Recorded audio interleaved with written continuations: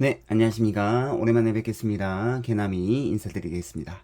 자, 오늘은 정말로 오랜만에 벨기에 신앙 고백서 이렇게 해설을 이렇게 준비를 했는데요. 작년 11월로 이렇게 기억됩니다. 작년 11월 달까지 벨기에 신앙 고백서 제 20조까지 해설을 했는데 한 거의 한 6개월 만에 다시 시작하려고 합니다. 어, 때 맞춰가지고 저희 교회에서도 지금 다시 시작하게 되었습니다. 그래서 이렇게 교회 강설에 맞춰서 벨기에 신앙고백서 21조를 이어나갈 텐데요. 그동안에 책 소개도 지금 미뤄져 있고 또 이렇게 해야 될 것들이 여러 가지가 있는데 그래도 이 벨기에 신앙고백서만큼은 좀 이렇게 끝까지 한번 가야 되겠다라는 마음이 큽니다. 부족하나마 이렇게 벨기에 신앙고백서를 함께 우리가 공부해 나갈 때에 성령께서 깨달음을 주시고 또 구원의 확신을 주시고 더욱더 풍성한 복음의 진리들을 깨닫게 해줄 것을 믿고 함께 시작해 보도록 하겠습니다. 자, 우리가 잘 알고 있는 것처럼 예수 그리스도의 제자 중에 가장 수제자였던 베드로의 신앙 고백을 우리는 너무나 잘 알고 있습니다. 예. 주는 그리스도시요 살아계신 하나님의 아들입니다.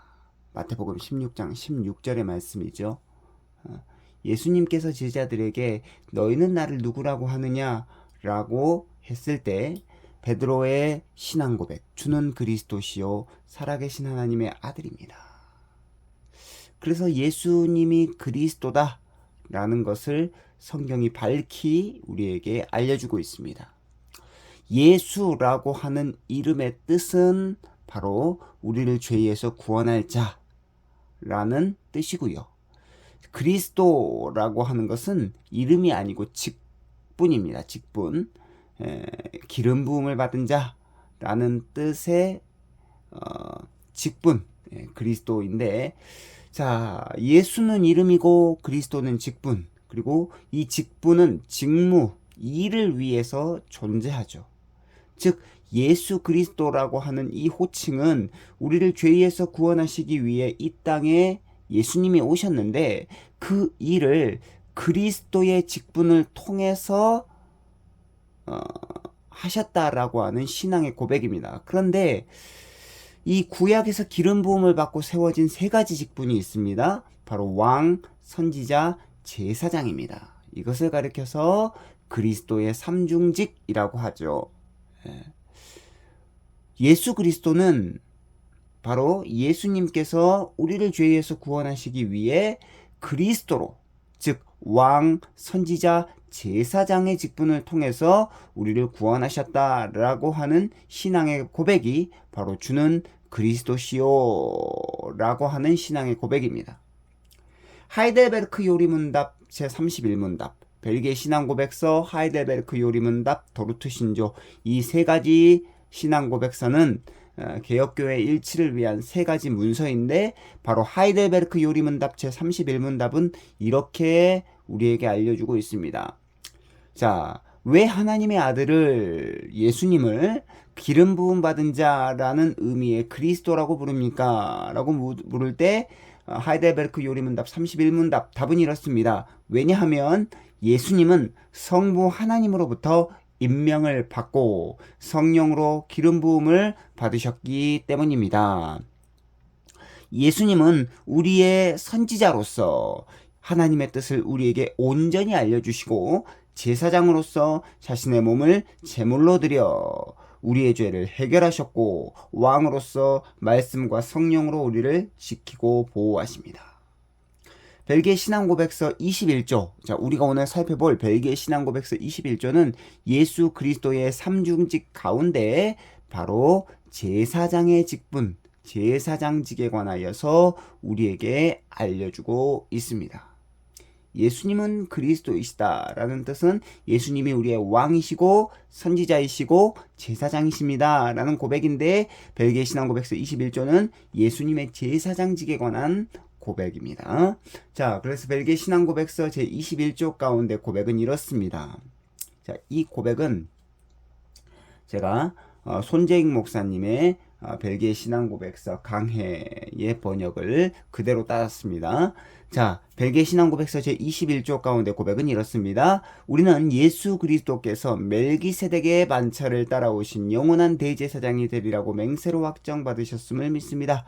그리스도께서는 우리의 위치에서 당신 자신을 당신의 아버지 앞에 내어주시고 당신의 완전한 속죄로 하나님의 진노를 가라앉히시고 십자가의 나무 위에서 당신 자신을 들이셨고 그곳에서 그분은 우리의 죄를 제거하시기 위해 보배로운 피를 흘리셨습니다. 선지자들은 다음과 같이 기록합니다.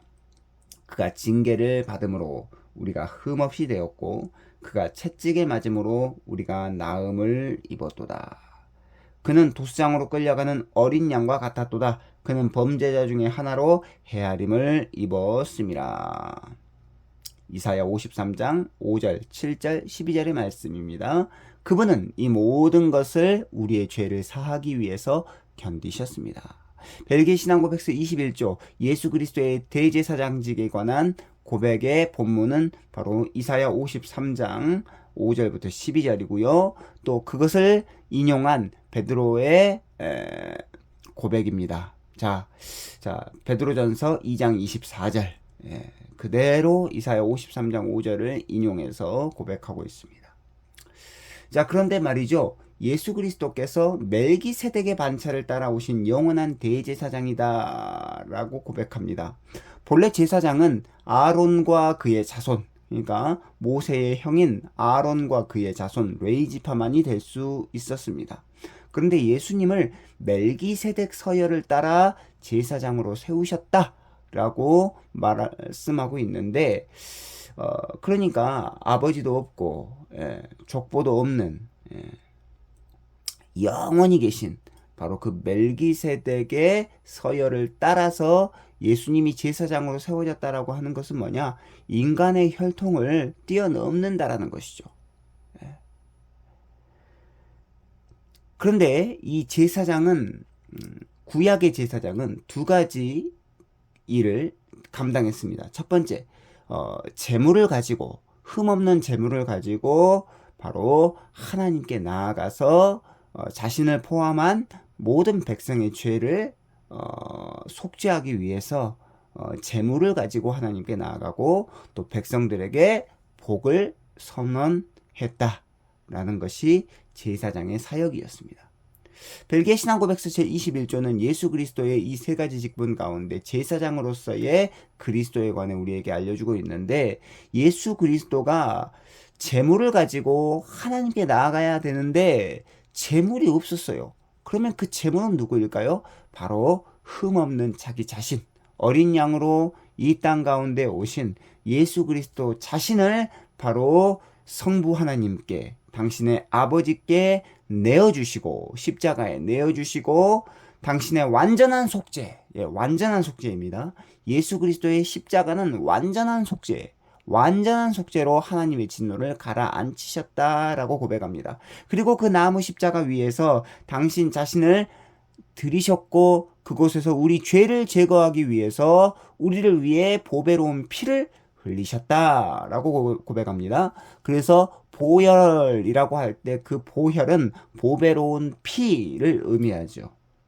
그리고 예수님께서 세상 가운데 오셔서 하신 사역이 바로 율법의 모든 요구를 다 지키시고 고난받으시고 십자가에서 당신 자신을 아버지께 내어드리면서 보배로운 피를 흘리신 그 사역이 바로 예수님께서 오셔서 하신 사역인데 그러면 죽으시고 부활하셔서 승천하신 바로 그 예수님께서 지금 현재 우리를 위해서 하고 계신 사역이 뭐냐? 바로 하나님 보좌 우편에 앉으셔서 죄인을 위해서 계속해서 중보 사역하고 계신다 라고 하는 것을 우리에게 알려줍니다. 로마서 8장 34절이 바로 그 말씀입니다. 누가 정죄하리요? 죽으실 뿐 아니라 다시 살아나신 이시는 예수 그리스도이시니 그가 저희를 위해서 계속해서 지금도 중보하고 계신다라는 것이죠. 자, 제사장의 사역 제가 첫 번째로 말씀드렸던 것처럼 재물을 가지고, 흠없는 재물을 가지고 하나님께 나아갔는데, 계속해서 말씀드립니다. 예수님께서는 재물이 필요 없었다라는 것이죠. 바로 어린 양으로 오신 예수님 자신이 흠없는 재물이 되어서 십자가에서 하나님 앞에 당신 자신을 제물로 드렸다라는 것입니다. 자, 이것을 예표로 보여주는 것이 바로 구약의 제사장들의 모습인데, 특별히 구약의 제사장이 하는 일, 인간 편에서 하나님을 향하여 대속의 일을 하는 것인데, 대제사장이 1년에 한 번 대속제일에 자신을 포함해서 이스라엘 백성들의 모든 죄를 들고 성막의 가장 깊은 곳인 지성소로 들어갑니다. 그런데 대제사장은 이때 빈손으로 들어가지 않고 희생 제물을 가지고 들어가서 인간 편에서 하나님을 향해 대속의 일을 했다라는 거죠. 마찬가지로 예수님은 우리의 대제사장으로 오셔가지고 우리의 위치에서 하나님께 나아갑니다. 중요한 것은 하나님이신 예수님께서 성부 하나님의 편이 아니라 우리 편에 서신다라는 것이죠. 우리의 위치에서 우리 편에 서셔서 성부 하나님께 나아가셨다라는 것입니다. 예수님은 우리 입장이 되어주셔서 속죄를 위한 완전한 제사를 당신 자신의 몸으로, 당신이 제물이 되셔서 우리를 대신하여 대리적 속죄를 드리셨다라는 것입니다. 바로 이 예수님의 완전한 속죄로 말미암아 하나님과 사람, 하나님과 우리 모두를 만족시키셨다라는 것이죠. 하나님도 만족시키시고 우리도 만족시킨 바로 유일하신 존재가 예수님 자신이다라고 하는 것입니다. 그래서 이사야 53장 그 종의 노래, 메시아의 노래, 바로 이 이사야 53장은 예수님의 제사장의 사역을 가장 아름답게 그리고 가장 리얼하게 고백한 본문인데요. 자, 이사야 53장 11절에 이렇게 고백하고 있습니다. 그가 자기 영혼에 수고한 것을 보고 만족하게 여길 것이라. 나의 의로운 종이 자기 지식으로 많은 사람을 의롭게 하며 또 그들의 죄악을 친히 담당하리로다. 자, 예수 그리스도께서 오시기 약 650년, 700년 전에 다 예언되어 있었다라는 것이죠. 그 그리스도의 사역이. 자, 메시아가 어떤 사역을 할 것인지에 대해서 다 이렇게 예언하고 있습니다. 그런데 이사야 53장 11절에 보면 그가 메시아이신 예수 그리스도께서 자기 영혼에 수고한 것을 보고 만족하게 여길 것이대요.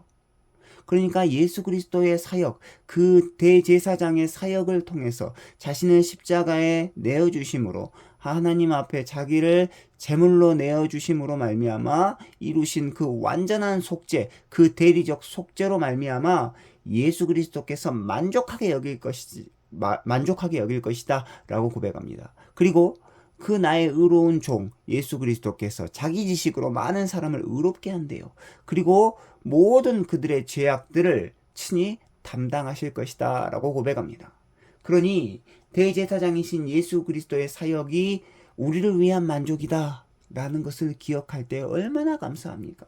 하나님도 만족시키시고 우리도 만족하는 그런 하나님과 인간 양편 모두를 만족해 하는 그런 사역이 바로 대제사장이신 예수님의 사역이다 라고 고백하고 있는 것입니다.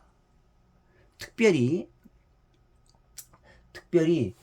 예수님의 그 이사야 53장에서 예수님의 사역을 고백할 때 우리가 잘 알고 있죠. 이사야 53장 5절로 6절인데 제가 성경을 찾아서 읽도록 하겠습니다.